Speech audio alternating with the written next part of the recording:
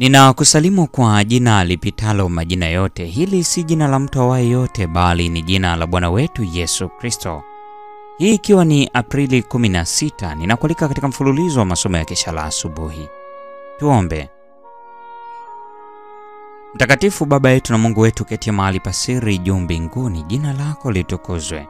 Tunakushukuru kwa sababu ya wema wako na ulinzi wako maishani mwetu. Tunasema asante kwa ajili ya asubuhi hii ya pekee ambayo umetupatia watoto wako wa kiume na wa kike. Fursa ya pekee uliotupatia maishani mwetu. Asante kwa afya njema. Asante kwa mahitaji yetu mbalimbali ambayo umekuwa ukitupatia. Tunapoenda kujifunza somo hili siku ya leo, tunajikabidhi mikononi mwako tukiomba uwepo wako uende pamoja nasi katika jina la Yesu. Amina. Mada ya leo inasema chakula cha kiroho kwa ajili ya ukuaji na nguvu. Kitabu cha Wathesalonike wa kwanza sura ile ya 2 ya 13 inasema, kwa sababu hiyo sisi nasi tumshukuru Mungu bila kukoma, kwa kuwa mlipopata lile neno la ujumbe la Mungu mlilolisikia kwetu, mlilipokea si kama neno la wanadamu, bali kama neno la Mungu. Na ndivyo lilivyo kweli kweli, litendalo kazi pia ndani yenu ninyi mnaoamini. Biblia ina vitu vyote vinavyohitajika kwa ajili ya wokovu wa nafsi, na wakati huo huo limeundwa ili kuimarisha na kuadibisha akili. Litaonekana lenye kufaa zaidi kuliko kitabu kingine chochote katika kuongoza kwa hekima shughuli za maisha. Kadhalika na katika kuisaidia nafsi kuipanda ngazi ile ifikayo mbinguni. Biblia inampatia mtafutaji wa kweli mazoezi ya hali ya juu ya kiakili. Anatoka ili kutafakari mambo ya Mungu huku uwezo wake ukiwa umeboreshwa. Nafsi inanyenyekezwa wakati Mungu na kweli yake inainuliwa. Mwanadamu anatukuzwa zaidi na Mungu kuheshimiwa kidogo mno, kwa sababu watu hawajazifahamu kweli za Biblia.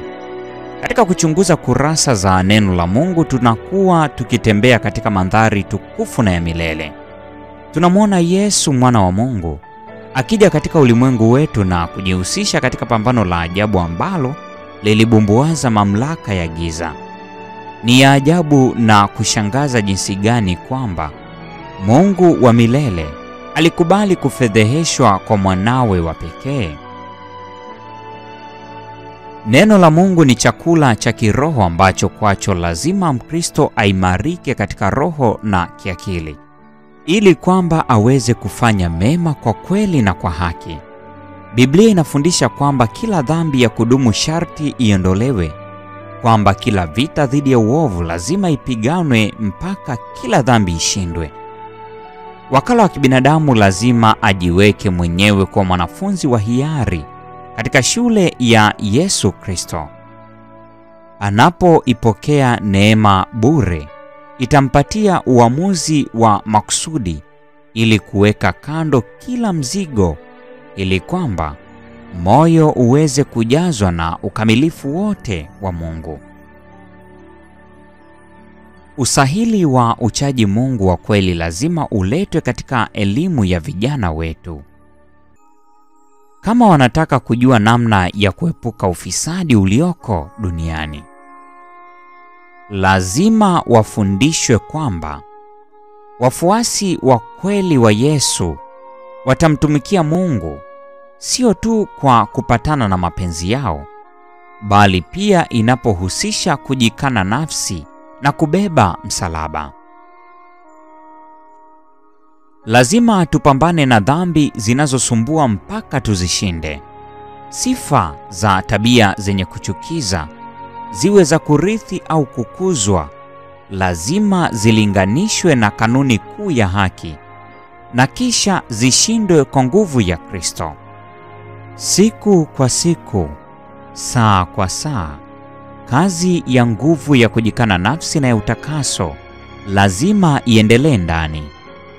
Kisha kazi hizo zitatoa ushuhuda kwamba Yesu anakaa moyoni kwa imani. Utakaso haufungi njia za roho kwa ajili ya kupata maarifa, lakini hupanua akili na huhamasisha kutafuta ukweli kama kwa hazina iliyositirika. Counsels to Parents, Teachers and Students, ukurasa wa 448 na 449. Hii ni Aprili 16, mada ikisema chakula cha kiroho kwa ajili ya ukuaji na nguvu. Na kwa nukta hiyo, mpendwa wa mfuatiliaji wa mfululizo wa masomo haya ya Kesha la Asubuhi, ndio tunakuwa tumefikia tamati ya tafakari ya somo hili siku ya leo. Neema ya Bwana wetu Yesu Kristo, pendo la Mungu na ushirika wa Roho Mtakatifu udumu kuwa nasi sasa na hata milele. Amina.